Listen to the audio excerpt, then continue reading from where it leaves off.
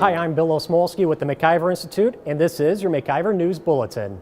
The city of Milwaukee will host the 2020 Democratic National Convention, and the city is planning to borrow $20 million to help pay for it. Radio show host Dan O'Donnell says that's taking a big risk. In a column for the MacIver Institute, O'Donnell pointed out that the last city to host the convention had to borrow $10 million for it, which the Democrat Party could not repay. The lender eventually forgave the loan, but O'Donnell points out that was a risky move, which Milwaukee is doubling down on. The chair of the Milwaukee County Democrat Party, however, says the convention will give Wisconsin Democrats a huge advantage going into the 2020 election. This is going to be massive. It's going to be an excellent recruiting event, helping us with fundraising, making sure that when people come to the city of Milwaukee, the Milwaukee County Democratic Party is here as the welcoming committee to say, hey, come on in, this is where places we recommend you go, there's different volunteer opportunities. The convention is scheduled for July 13th through 16th next year at the Fiserv Forum. You know, there were a lot of good cities that were competing, but I think that Milwaukee has a lot of things that made it the obvious choice. The fact that it is in the industrial Midwest, which is critical for Democratic success. The fact that this state itself is important. This is a state that the Democrats have to win, and Milwaukee is the key to winning Wisconsin. Former U.S. Attorney General Eric Holder was in Milwaukee last week to rally support for Lisa Neubauer in the state Supreme Court race. That election is less than 2 weeks away, and Holder is spending $350,000 to help the liberal judge get elected.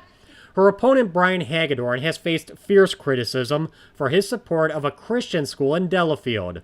That school has a code of conduct that bars students, parents, and faculty from any sexual activity outside heterosexual marriage, and a statement of faith that does not acknowledge transgenderism. Holder called these extremist views, and that's one reason he opposes Hagedorn. Lisa Neubauer, she is, I think, a great candidate. She is a judge now and has shown herself to be a great judge. I think she'll be an even better Supreme Court justice. Her opponent, the guy is an extremist. He's just an extremist and will take those views to the Supreme Court. Outside groups are spending over $700,000 for Neubauer, while groups supporting Hagedorn are only spending about $17,000. MacIver News published a story last week about Neubauer's history of criticizing outside spending like this, but she has been silent on the issue this year. By the way, after that report came out, Neubauer announced she doesn't want Eric Holder's help. Governor Tony Evers wants to increase funding to Wisconsin's public schools by $1.6 billion and allow local districts to raise even more new revenue on top of that through local property taxes. Property owners would no longer receive the school levy tax credit nor the first dollar credit.